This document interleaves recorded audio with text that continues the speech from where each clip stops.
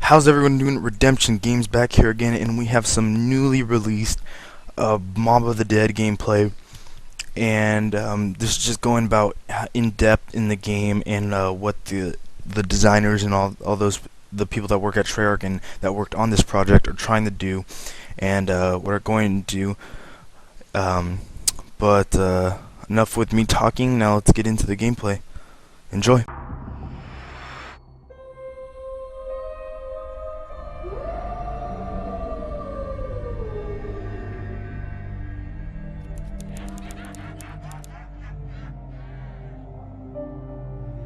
Where are we going from here?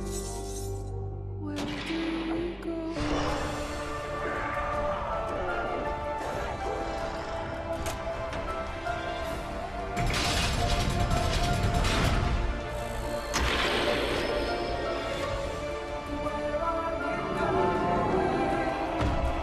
from here?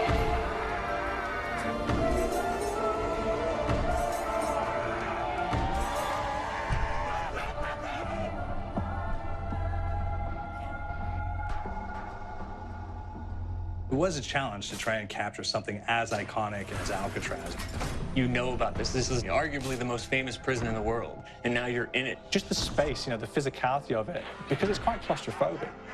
When modern day prisons are designed, they really consider not intimidating people or making the spaces, as least stressful as possible. Well, Alcatraz didn't suffer from those restrictions.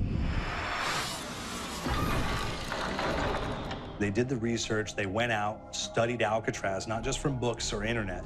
They were actually there to feel the environment, so it really sets a mood that gets you a little spooked. Well, we kind of started with the base layout of Alcatraz. The entire island we ended up roughing out in kind of a white box form, and then figuring out what play spaces we wanted to use out of that, what would be the most interesting areas to play in, and the connections between spaces, and spaces that the public doesn't necessarily get to go into. We really did a lot of pushing to really enhance that psychological horror aspect that we're really looking for. And this is a really good opportunity to really tell something special. Like I got stuck right through the gates of hell. This time around, I feel like it's been identified that there are these side missions that you're going to go out and try to accomplish. Al and the rest of the groups put together this escape plan, but the point is to get the parts and assemble this plane so they can get off the island. We did something new for the first time. We have actually contextual music that goes off. So that's a first for zombies. And it's all based around this horror thriller aspect. Every location will have a specific stinger that you hear when you find it, when you discover it, when you start unraveling the story, we start building on the music that you're hearing, and it's really enhancing that experience and going along with it in parallel.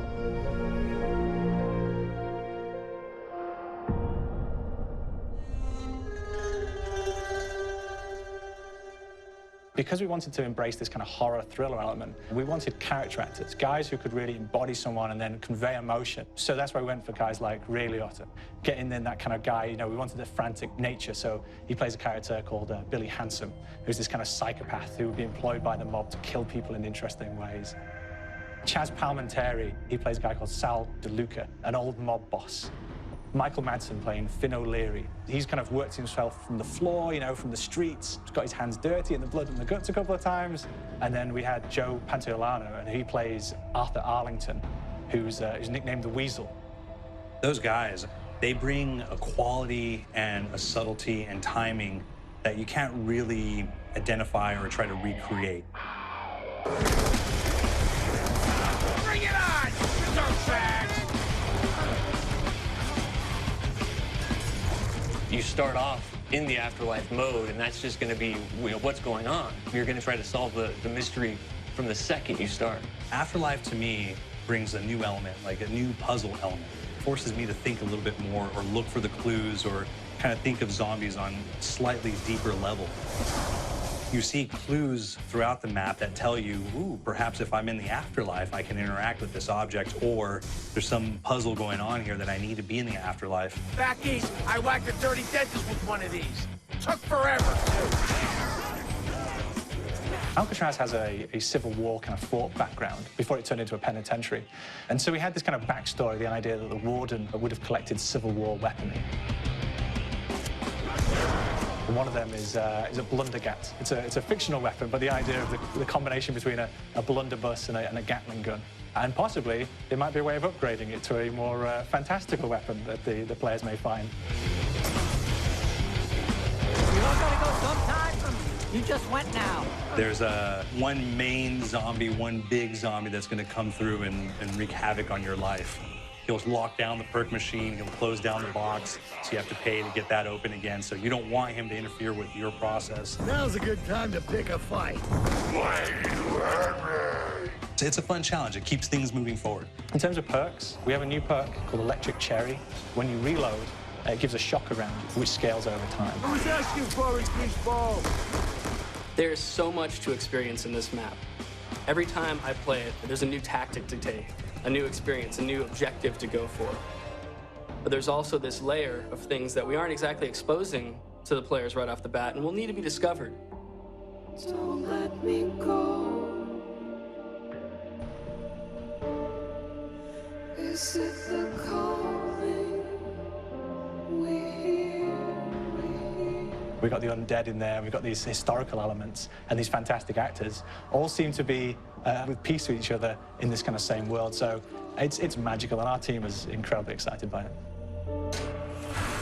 Is it the calling we hear? How do we know?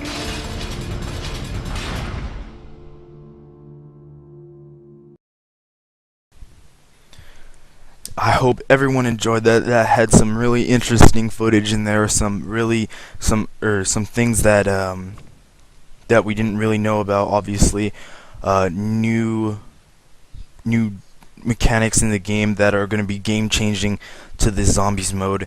I hope everyone enjoyed there. If you want to see more videos like this, more informational videos, news, gameplay, other things like that, make sure to hit that like button, hit that favorite, subscribe. It really helps me out. And yeah, this has been Redemption Games, and peace out, everyone.